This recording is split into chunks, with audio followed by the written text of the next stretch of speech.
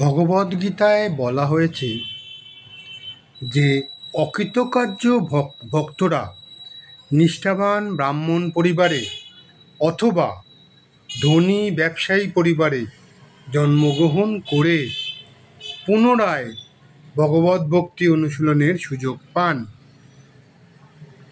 তবে এই ধরনের অবস্থায় স্থিত ভক্তেরা ভগবান যাদের নিজে দণ্ডদান করে আপাতদৃষ্টিতে অত্যন্ত অসহায় অবস্থায় ফেলেছেন তাদের মতো সৌভাগ্যসম্পন্ন নন।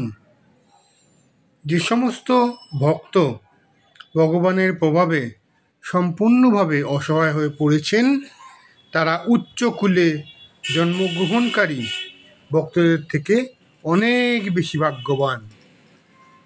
উচ্চকুলে জন্মলাভ করেছেন যে সমস্ত ভক্ত তারা দুর্ভাগ্যবশত ভগবানের শ্রীপাদ পদ্মের কথা ভুলে যেতে পারেন, কিন্তু যে সমস্ত ভক্ত অত্যন্ত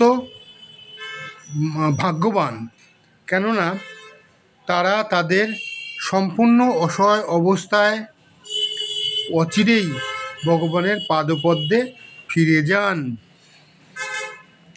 ভগবানের শুদ্ধ ভক্তির দিব্য আস্বাদন এতই মধুর যে তা আস্বাদন করার ইচ্ছে ফলে ভগবান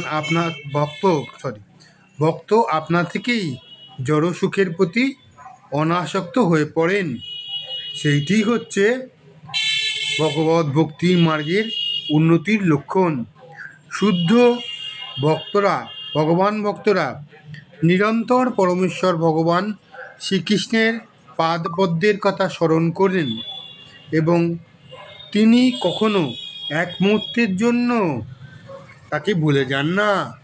এমনকি তাকে যদি ত্রিভুবনের সমস্ত ঐশ্বর্য দান করা হয় তবুও তিনি এক মুহূর্তের জন্য ভগবানকে ভুলে থাকতে পারেন না।